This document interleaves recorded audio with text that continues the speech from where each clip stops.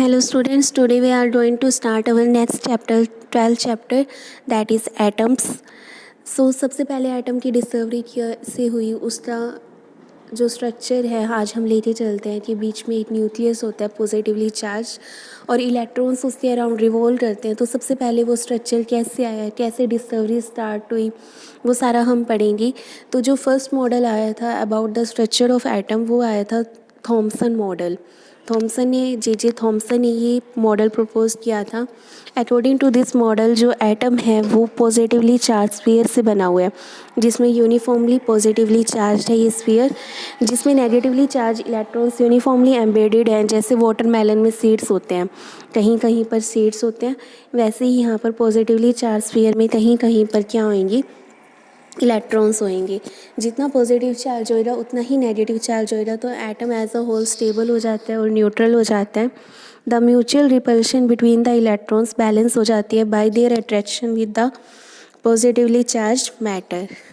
Clear. फिर इसकी कुछ लिमिटेशंस आई थी, जैसे हमने केमिस्ट्री में आपने पढ़ा हुआ है कि इलेक्ट्रॉन जो होता है वो अपनी ग्राउंड स्टेट में होता है. ठीक है, इससे एनर्जी लेवल्स होते हैं, जब हम इसको एनर्जी देते हैं तो वो एक्साइटेड स्टेट में चला जाता है. वापस वो जब ग्राउंड में आता है तो रेडिएशन एमिट करता है. ये हम यहाँ पर भी पढ़ेंगे इन बोहर एटम्स मॉडल. बट जब थॉमसन ने दिया तो उसकी फर्स्ट लिमिटेशन यही आई कि वो स्पेक्ट्रल सीरीज़ को एक्सप्लेन नहीं कर पाया. जो ये रेडिएशन एमिट होते हैं पर्टिकुलर फ्रीक्वेंसी की, वो इसके बारे में कुछ भी नहीं बता पाया. सेकेंड लिमिटेशन थी, it failed to explain the large angle scattering of alpha particles in Rutherford experiment. Then what is alpha scattering, जिसको थॉमसन ने एक्सप्लेन नहीं किया था. रदरफोर्ड ने एक एक्सपेरिमेंट किया था. उसने क्या लिया था, एक सोर्स लिया था लेड ब्लोट, जिसमें से यहाँ से अल्फ़ा पार्टिकल निकल रहा है. फिर इसको हम थिन रोल्ड फॉइल पे ले आते हैं, एक कॉलीमेटेड बीम को. कॉलीमेट कैसे करना है, हमने एक पर्टिकुलर बीम कैसे बनानी है with the help of collimator.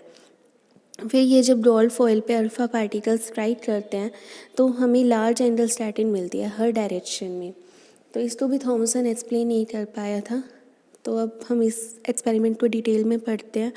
तो जो एक्सपेरिमेंटल सेटअप था जो रदरफोर्ड ने यूज़ किया था with the help of his collaborators गीडर एंड मार्सन, उसको हमने फिगर में दिखा रखा है. उसने क्या लिया था, एक रेडियो एक्टिव सोर्स लिया था अल्फ़ा पार्टिकल का, जैसे कि हम बिस्मिथ ले लेते हैं, जिसको हमने एक थिक लेड ब्लॉट में लगाना है और एक नैरो ओपनिंग रखनी है जहाँ से अल्फ़ा पार्टिकल्स आएंगी. फिर उसको कॉलीमेटर की हेल्प से कॉलीमेट करना है, एक फाइन बीन बनानी है. फिर उसको रोल्ड फॉइल पर स्ट्राइक करवाना है. रोल्ड फॉइल से जो थिन रोल्ड फॉइल है उसकी लार्ज एंगल स्कैटरिंग होएगी, जिसको हम ऑब्जर्व करेंगे with the help of microscope. और जो स्क्रीन है वो हमने ली है जिंक सल्फाइड स्क्रीन. जब यहाँ पर अल्फ़ा पार्टिकल स्ट्राइक होने के बाद पहुँचेंगे तो वहाँ से इंटिलेशन प्रोड्यूस होएगी.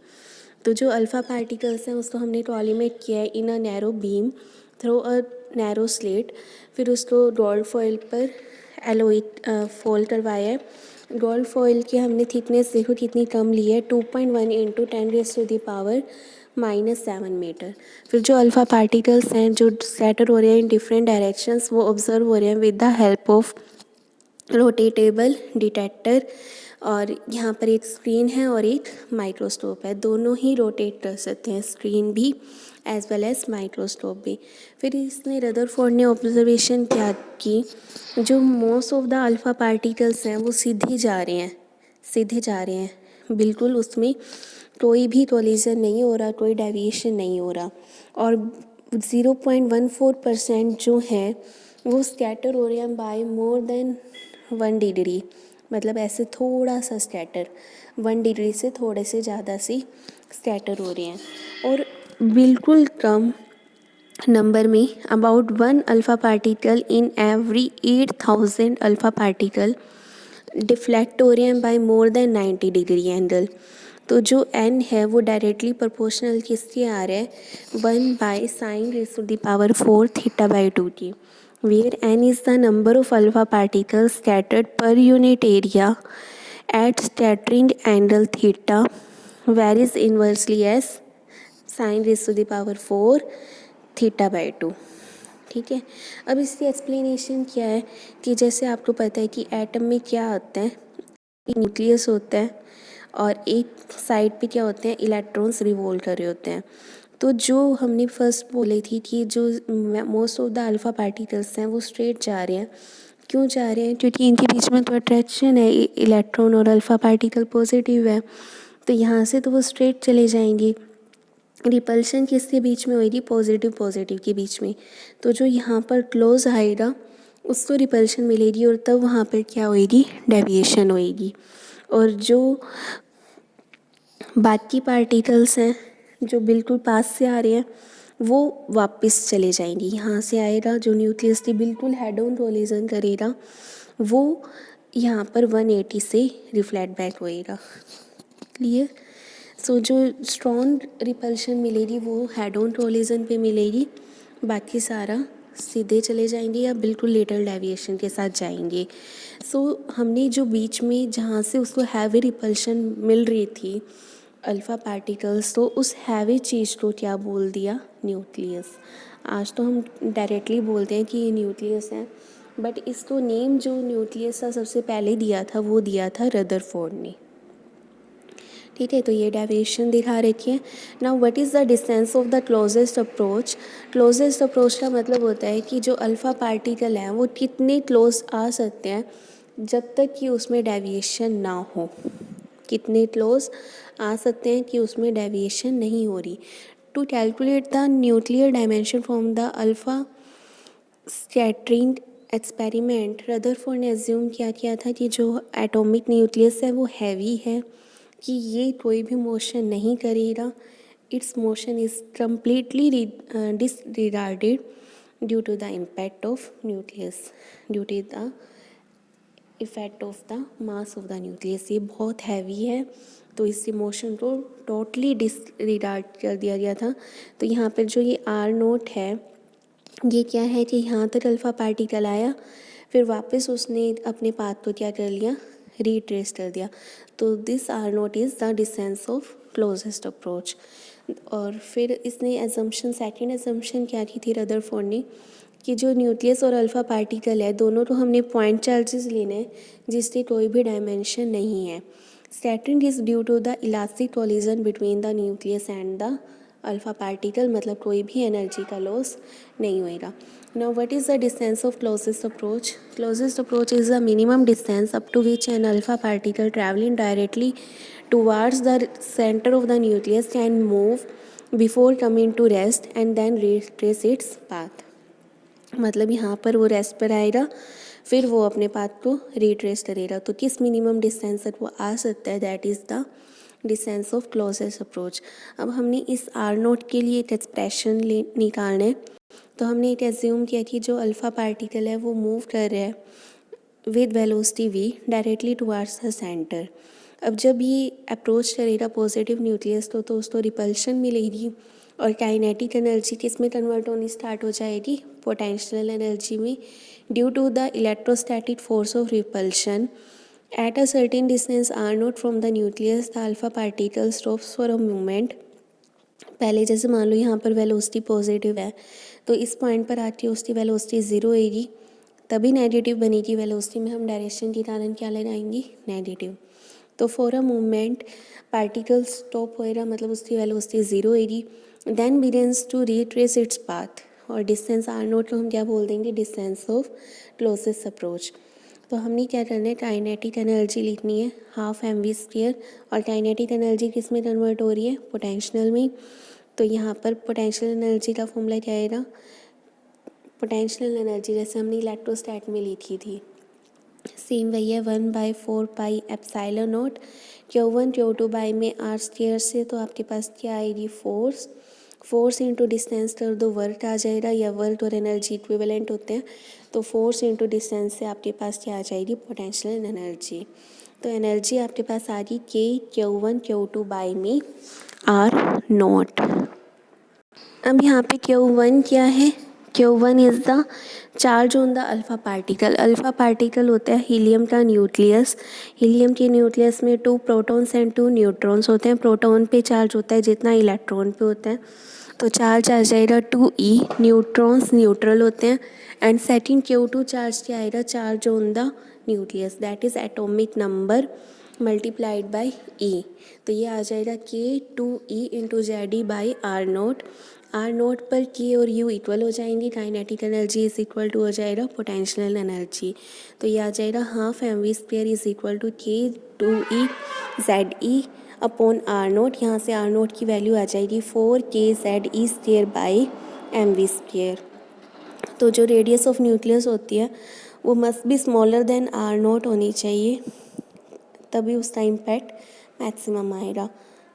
ठीक है, so R0 is the order of 10⁻⁻14 metre. ये कंप्लीट रेडियस आ गई, और न्यूक्लियस की कितनी होती है फर्मी में, 10⁻⁻15 metre. Now next is impact parameter. Impact parameter of alpha particles is defined as the perpendicular distance of the velocity vector of alpha particle from the line drawn through the center of the nucleus parallel to the velocity vector। ये velocity vector है, ये parallel line है जो कि हमने through the centre of the nucleus draw की है।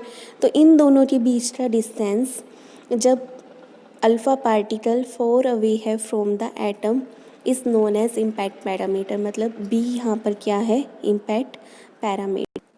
Now relation between impact parameter and scattering angle.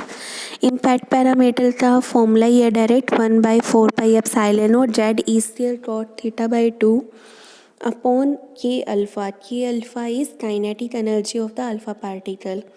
ये डायरेक्ट लर्न करने क्या, 1/4πε0 Z² cot θ/2 upon K alpha. K alpha तो आप हाफ mv² भी लिख सकते हो, तो ये बन जाएगा 2ZE² cot θ/2 upon mu²। For large impact parameter alpha particle undeviated जाएगा, और स्मॉल इम्पैक्ट पैरामीटर के लिए अल्फ़ा पार्टिकल में लास्ट स्कैटरिंग होगी, because force experience by alpha particle obey करते हैं इन्वर्स स्केयर लॉ को। इन्वर्स स्केयर लॉ तो मतलब जब R ज़्यादा होएगा तो उसमें स्कैटरिंग कम होएगी, ये कम होएगा तो ज़्यादा होएगी। Now for head on collision. Head on collision का मतलब बिल्कुल 180 के एंगल पे आ रहे हैं और सेंटर टू सेंटर आ रहे हैं। सेंटर टू सेंटर आ रहे हैं तो मतलब बी की वैल्यू कितनी हो जाएगी, 0। तो बी 0, तो यहाँ पर था आपका ZE² cot θ/2 न्यूमरेटर में, तो cot θ/2 भी 0 हो जाएगा। θ/2 कितना आ जाएगा, 90, तो थीटा क्या हो जाएगा, 180। मतलब अल्फ़ा पार्टिकल रीबाउंस करेगा। Now there is a question, on what factor does the shape of the trajectory of scattered alpha particle depend? ये दो फैक्टर्स पे डिपेंड करती है। First is impact parameter, second is nature of the potential field encountered by the alpha particle. Now there is Rutherford nuclear model of an atom. Positively charge जो centre mass store होती है जिसको हम nucleus बोलते हैं, जहाँ पर entire mass of the atom concentrated है, उसको हम क्या बोलते हैं, न्यूक्लियस। और इलेक्ट्रॉन्स क्या होते हैं, डिस्ट्रीब्यूट होते हैं अराउंड द न्यूक्लियस, जो कंटिन्यूसली रिवॉल्व करते हैं around the nucleus. Atom electrically neutral होते हैं। टोटल नेगेटिव चार्ज जो होता है ऑन इलेक्ट्रॉन्स वो इज इक्वल टू होता है total charge on the nucleus. Electrons revolve करते हैं around the nucleus in circular orbits. क्यों करते हैं, बिकॉज यहाँ पर भी अट्रैक्शन होती है एंड मास कंसिडरेबल होता है। जैसे सन के अराउंड अर्थ रिवॉल्व करती है due to the attractive force between the sun and earth, that is gravitational force. ऐसे ही न्यूक्लियस और इलेक्ट्रॉन्स के बीच में अट्रैक्टिव फोर्स है, कौन सी, इलेक्ट्रोस्टैटिक फोर्स ऑफ अट्रैक्शन, जो कि उसको नेसेसरी सेंट्रीपिटल फोर्स प्रोवाइड करेगी। और जो साइज़ ऑफ द न्यूक्लियस है वो वेरी स्मॉल है then the size of atom. Atom का साइज़ है 10⁻⁻10, न्यूक्लियस से है 10⁻⁻15। -15 को हम बोलते हैं फर्मी और -10 को हम बोलते हैं angstrom. Now what are the drawbacks of Rutherford model. अब इसने क्या बोला था रदरफोर्ड ने कि जो इलेक्ट्रॉन्स हैं वो कंटिन्यूसली रिवॉल्व कर रहे हैं इस टाइप से, तो रिवॉल्व कर रहे हैं तो वो रेडिएट करेंगे एनर्जी को। एनर्जी रेडिएट करेंगी तो उनकी रेडियस कम होती जाएगी, रेडियस कम होती जाएगी तो अल्टीमेटली जो इलेक्ट्रॉन्स हैं वो तो न्यूक्लियस पे फॉल कर देने चाहिए, तो एटम कोलैप्स हो जाना चाहिए और एटम तो क्या होता है, स्टेबल होता है। सो इसने according to the classical electrodynamics जो हम बोलते हैं कि इलेक्ट्रॉन्स रेडिएशन एमिट करते हैं ऑल पॉसिबल फ्रीक्वेंसीज की, उसको एक्सप्लेन नहीं किया था। सॉरी, जो हम बोलते हैं इलेक्ट्रॉन्स जो रेडिएशन एमिट करते हैं पर्टिकुलर फ्रीक्वेंसी की, उसको एक्सप्लेन नहीं किया था। रदरफोर्ड ने तो ये कहा था कि जो इलेक्ट्रॉन्स हैं वो हर पॉसिबल फ्रीक्वेंसी की रेडिएशंस एमिट करते हैं। क्लियर?